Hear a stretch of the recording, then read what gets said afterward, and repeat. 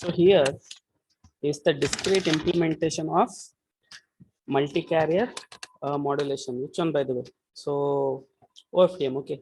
So this is the block, simple block of OFDM. So what we assume is some modulation. Okay. To begin with, you take your data, you modulate. Okay. So based on the combination of your digital data 00011011 whatever it is. Okay. So either 2 bits, 3 bits, 4 bits, depends on the kind of modulator you are using. They will be converted into 1 plus 1j minus 1 plus 1j, you know, all those symbols. Then those will be converted from serial to parallel. Then afterwards, IFFT is taken. If at all you are converted into 20 parallel streams, 20 point. So usually IFFT size, as I was telling, will be, a power of radix of 2. Then cyclic prefix is added. A cyclic prefix is added and parallel to serial conversion once again, because you have taken IFFT. That means now the data has been converted into, frequency domain. Also, okay, frequency flat. Okay, but still it is in parallel mode. You have to convert this data right into once again serial. Hence the parallel to serial conversion. Okay, so now let us see why this cyclic prefix is there. And try to understand the whole thing. So this was the transmitter, and here you can see the exact reverse operation is done at the receiver. You took IFFT here, you took FFT here. You added something called as a cyclic prefix. You remove the cyclic prefix. You converted parallel to serial. Then once again, okay, all the thing you have the modulator here. You have the demodulator. Everything is fine. The data will be recovered fine. Okay, the data will be recovered fine. Now the question that arises to all of us is, since we wanted to, why this IFFT is taken here, by the way, why this IFFT is taken at the transmitter and FFT is taken at the receiver? This is a very interesting question. Okay, so the thing is, you can see the formula of FFT and IFFT are very much similar. Okay, you take any data, you take FFT, then you take IFFT, you can recover the original data. Or you take the IFFT first, then take FFT. There also you can recover the original data.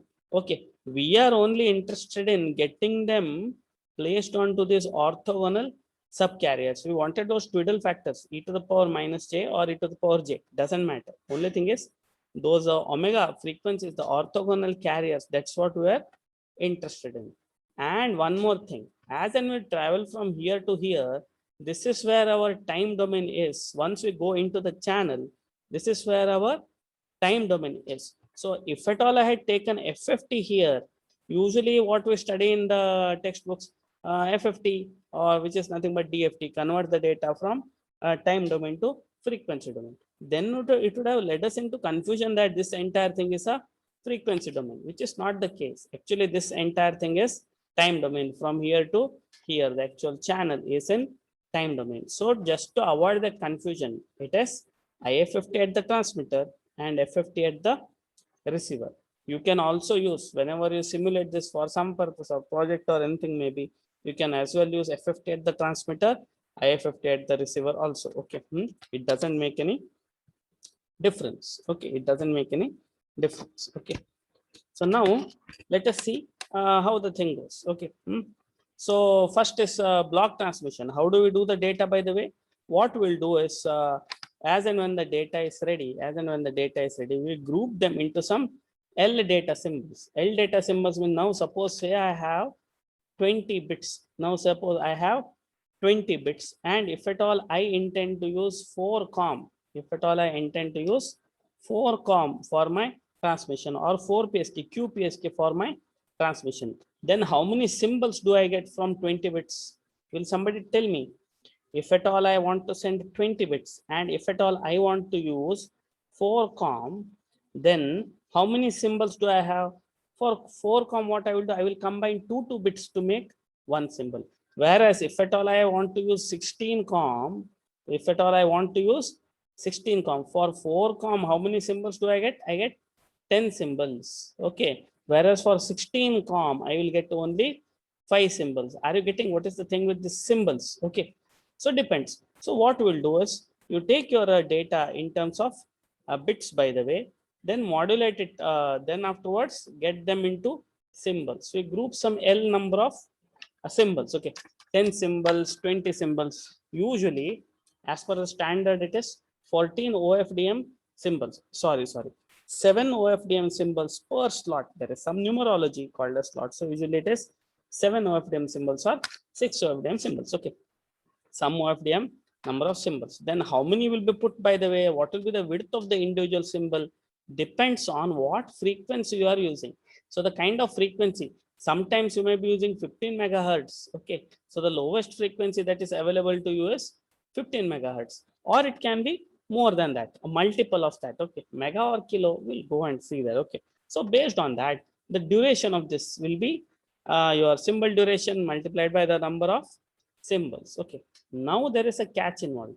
As I told you, there is a chance of time delay spread, where the kind of symbol you send, it will not be square anymore, but it may spread. So to avoid the situation, they will put some guard band. Okay, some gap needs to be put in between to encounter this time delay spread. Okay, so what they will do is they give some additional time here. Okay, so that's why all entire subcarrier resources will not be utilized. Okay, some amount of gap needs to be kept here based on the time delay spread. Okay, based on the time delay spread. That's the that's called as the guard interval. Okay. G.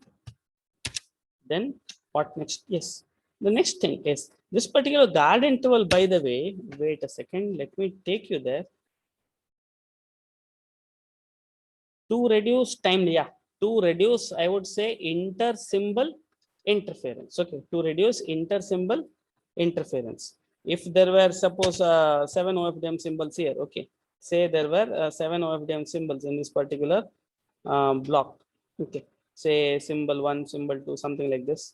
So what would have happened is, had I not kept the gap in between, if at all next OFDM symbol started here only, then yeah, as you said, there would have been overlap, right? Inter-symbol interference would have occurred. That is why this much gap is given to avoid the overflow. Okay.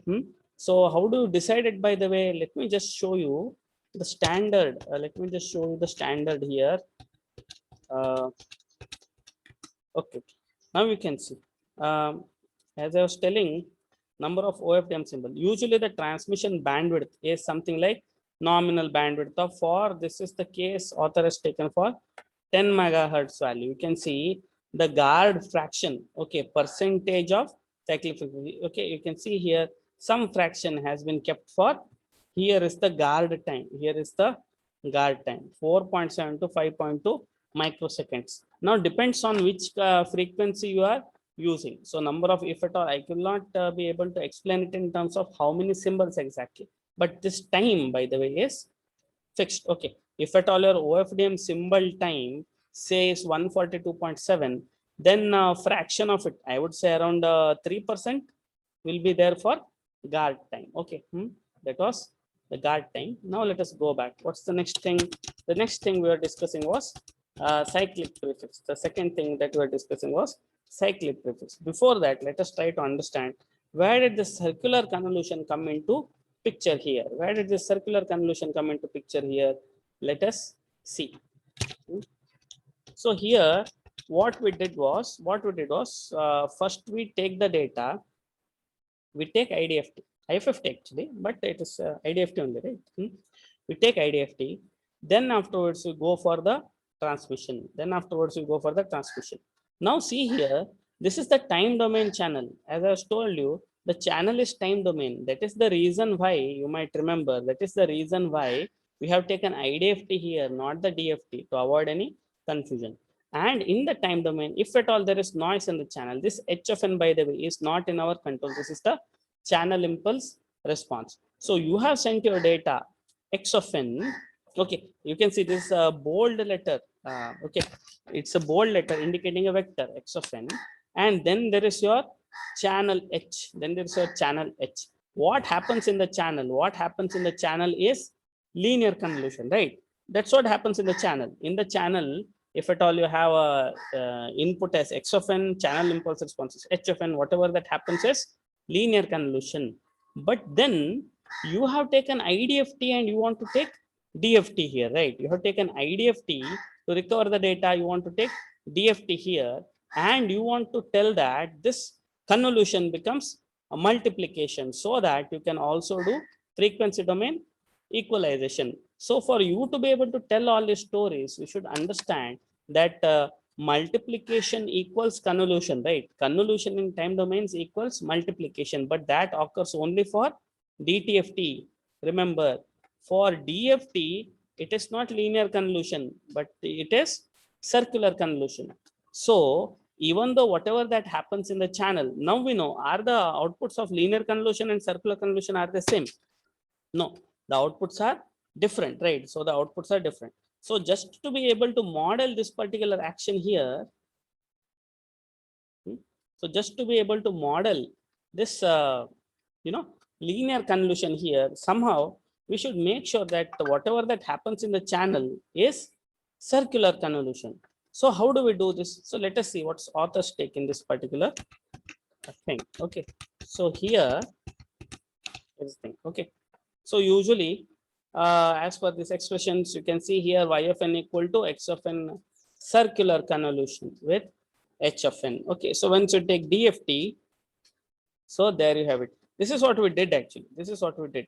And if at all we happen to know the frequency response, if at all we happen to know the frequency response, and if at all you want to recover the input from the output, it would be so easy to do it in the frequency domain, right?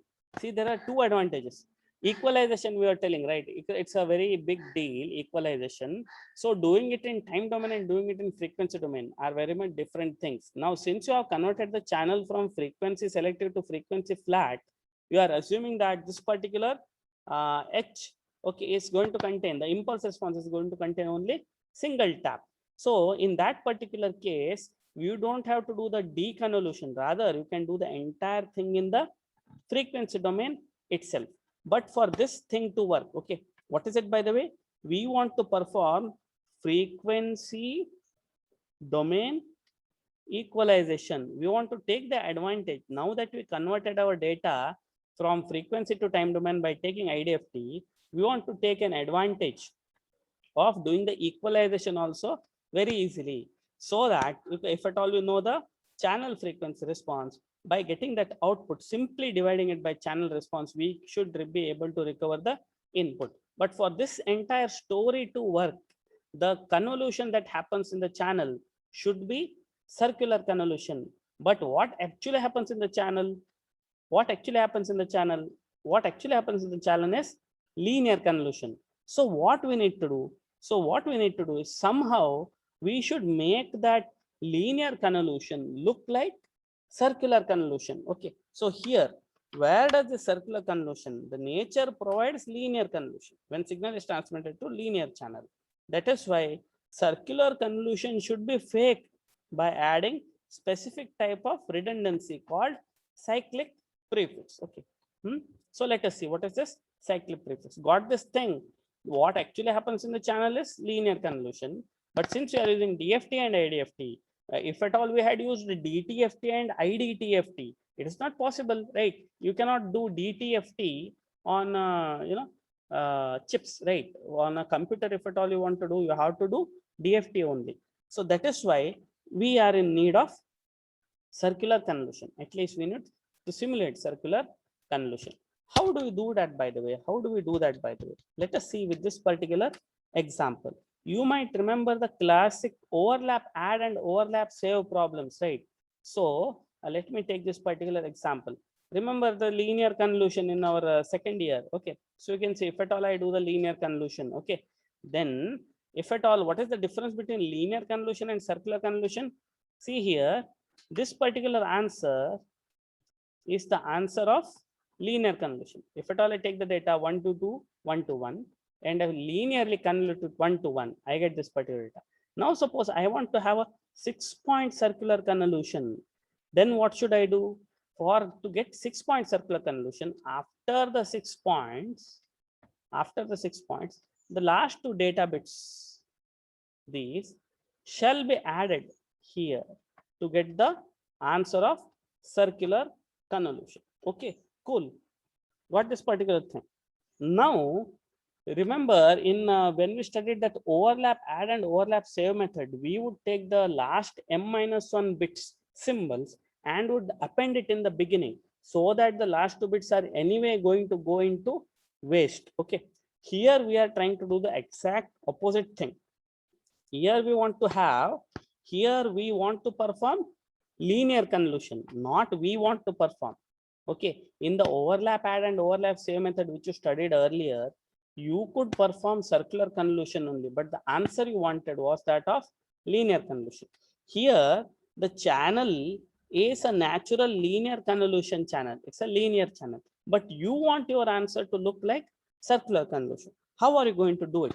So you know that there is going to be some kind of feedback from here to here, right? It's an intersymbol interference which is going to cause the answer to look like circular convolution. So what you do is, you do not have time to set some dummy data, insert some data in between and all, because you want to you keep on streaming the data, and the buffer issues and all at the receiver you want to avoid. So what you will do is, in this particular entire data of yours, which is of width 6 here, what you will do is, you take, say, the last two bits, two symbols, and you place them in the beginning. Okay, since you have fixed them in the beginning of the signal, I would like to call them as cyclic prefix. Okay, I would like to call them as cyclic prefix. By doing that and performing linear convolution, you can see what is happening when you perform linear convolution, except for the first two bits. Okay, first two bits remove, you can see this particular answer here. This answer, what do you say? Don't you think this answer resembles that of the circular convolution? Yes, it does. You can see this answer resembles that of circular convolution. These two values anyway were supposed to be discarded. First two values anyway do not make any sense because you only put it. You were afraid that you did not want to stuff in some random data. Okay, and you just wanted to simulate a circular convolution thing. That is why what you did was, you took the last two symbols and you appended in the beginning. Okay, so that is the importance of cyclic prefix. Okay, got this particular thing? Lean back. Okay, I will put this recorded video and then once again go through it. Okay, once again go through it. Idea. So are you convinced? By the way, are you convinced? Sushma, Leelakshi, Vinod? So what you wanted was, what was actually happening in the channel was linear convolution. You wanted to get an answer of circular convolution. So you knew that somehow you wanted this kind of overlap to occur, something like this. That's why the last two bits, last two symbols appended in the beginning and went on with the normal linear convolution. You can see these values are due to the first two bits. Okay, now since you added this only, this is the reason why, because of these bits only, we see here these bits only, you could get this 5 and 5, which is part of the circular convolution here. Okay, this answer. Otherwise you would have got linear convolution and you wouldn't have been able to do the frequency domain equalization thing. Okay, what this particular thing? So that's about the cyclic prefix. Okay, so is it going to come easy, by the way? So that is what cyclic prefix here, that's what author says. To avoid the problem of to create an ISI free channel, if at all you did not do it, then there would have been intersymbol interference. Okay, something. Okay, so this is it. Okay, so you can see here cyclic prefix, these values you can see here, the last values, L minus V values. How many values, by the way?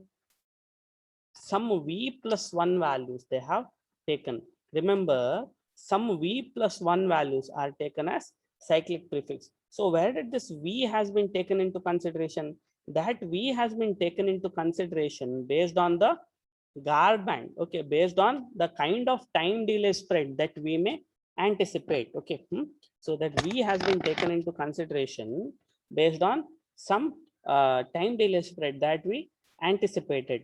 So you can see here this particular cyclic prefix that we added eventually will be discarded also. And when you do that, when you discard the cyclic prefix, what's going to happen is, when you discard the cyclic prefix, what's going to happen is you're going to end up, wasting some of the bandwidth.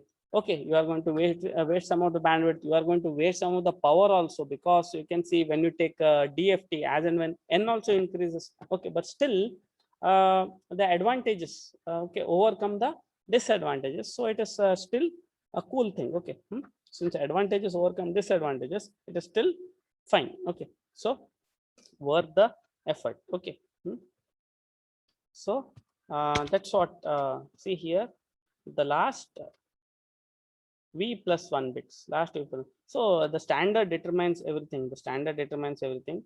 So you can see here, initially you took some v bits, okay, based on your time delay spread. Okay, you took some v bits based on your time delay spread as guard band, then another v minus 1, because these last bits only were kept in the beginning, plus 1 bits, okay, minus 1. So totally some 2v number of bits are gone in vain. Okay, because that is the amount of bandwidth efficiency. You are losing the efficiency due to guard bits, you are losing the efficiency due to cyclic prefix. Okay, so there is going to be some amount of loss. Okay, there is going to be some amount of data loss here. Okay, so now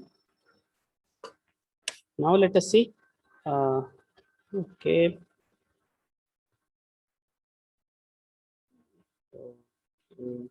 are you listening? So can you listen to me, somebody?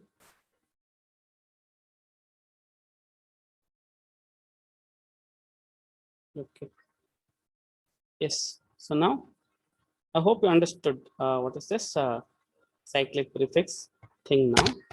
So here author has given one nice creates cyclic prefix creates circular convolution at the receiver, even though the actual channel causes linear convolution. Okay, so this is the pictorial depiction of what I gave you here as an example with the some numbers. Example with numbers are much easy, but you have to draw those diagrams only if at all you want to get marks in exams. Okay. Yes. Now, was there any rate loss? Of course, there was rate loss. So it was actually L divided by L plus 2V, if at all I take into consideration guard band. But guard band, let us leave it. What is the impact on? Because you can't help it. Guard band has to be left. But what is the impact of cyclic prefix alone? You can see more the number of bits you keep for symbols you keep for cyclic prefix, your rate loss and power loss. Rate loss, why? Because if at all out of say 100 bits for every single OFDM symbol of width 100 symbols, OFDM symbol of 100 say symbols, if at all you are using 20 symbols for cyclic prefix only, then it will be 100 divided by 120, right? So not so cool. Okay, so there is going to be some rate loss. Power loss is because somebody has to send that data also, right? So it consumes some voltages, and the FFT IFFT processing, that also consumes power. So that's why the term rate loss and power loss. Okay, so here is an example, numerical example given. Okay, so you can see if there is a channel with the delay spread of 2 microseconds, as I told you, the cyclic prefix in turn is decided by the OFDM guard band V, which is once again is decided by how worse is the time delay spread. So for this case of 2 microseconds, you can see what is the minimum theoretical loss.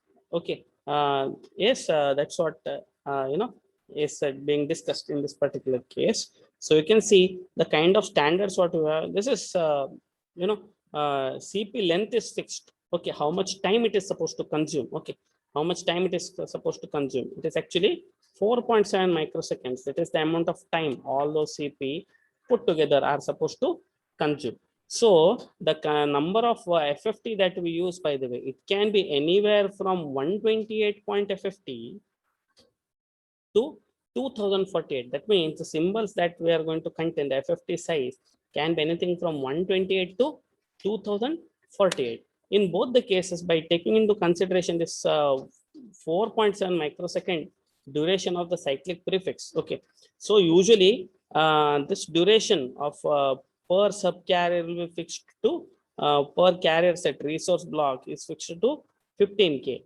So even if I take 2048 DFT, it's going to break it into 2048 subcarriers. If at all I take 128 DFT, then it is going to break it into 128 subcarriers. And whatever be the case, the total, see, for 128 point DFT, 9 symbols are for 128 actual symbols, 9 symbols are for the OFD, this CP, and for 2048 point symbols, we are sending 144 symbols will be consumed for this thing. Okay, so the rate loss anyway is less than or equal to 7%. Okay, so actually this rate loss due to cyclic prefix is not a function of the FFT size that you are using, but rather it is fixed for a particular time duration. Okay.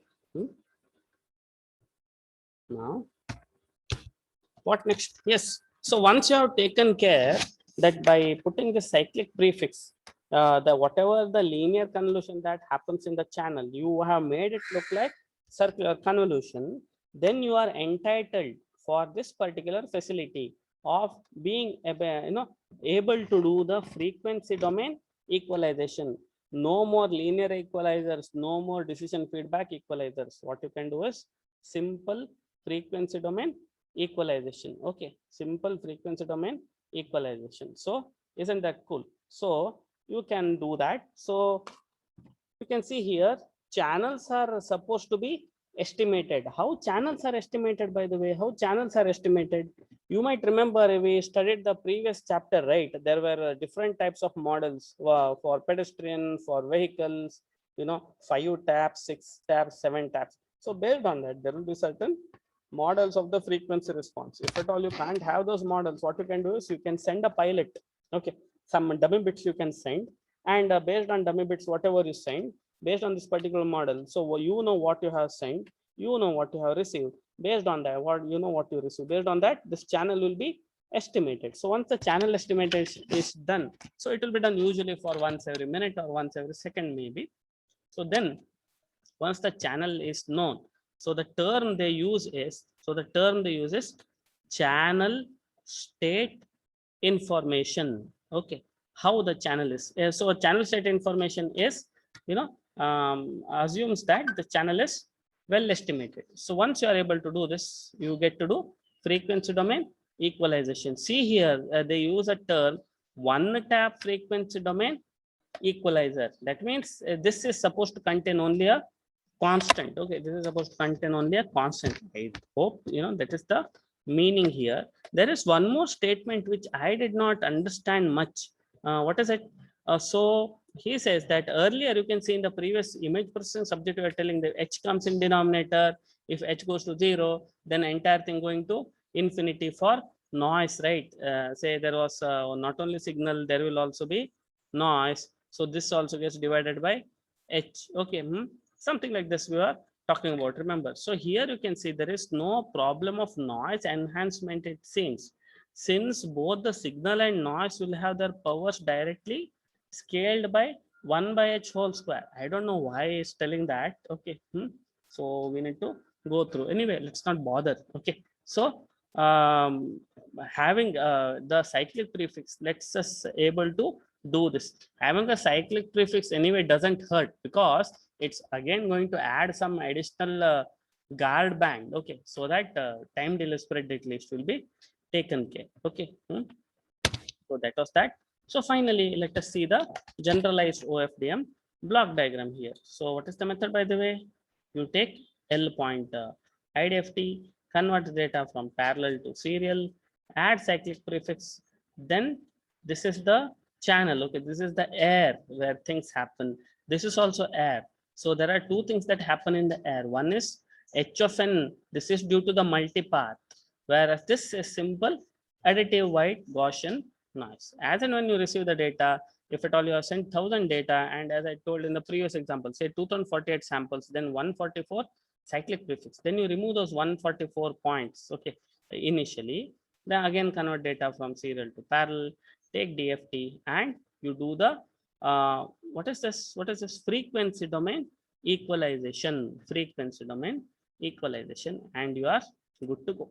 Okay, so this is a thing. Okay, so if at all I take a 128 point DFT, then the multipath can be handled much. So this means my entire time symbol bit duration is equivalent to bit duration multiplied by 128. That much powerful this thing is going to become. If at all I take a 2048 point DFT, then it's equivalent to your bit duration being multiplied by 2048. That much of resilience you are going to get. Okay, I hope you understood this particular block of OFDM. So in the next class, we will discuss OFDM, but specifically with respect to LT. Okay, any doubts by the way?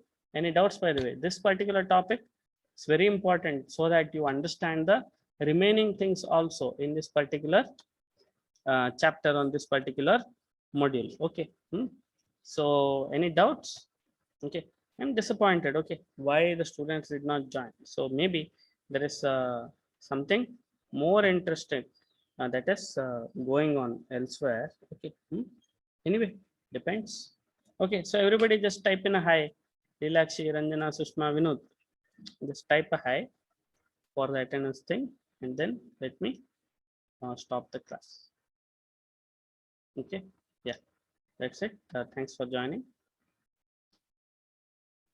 Okay, so Vinith, did you get the assignments by the way? Were you there in the class that day when we were discussing assignments? Everybody has been given assignments. Okay, everybody has been given assignments. Okay. So since you two are, one of the students who have been coming to the classes sometimes whenever I conduct, I will give you also some assignment. Remaining all students who did not attend the class, they will lose the marks for that particular assignment. Okay. Okay, I will send you your assignment. Okay, then let me sort it out. Okay, then let me end this thing here.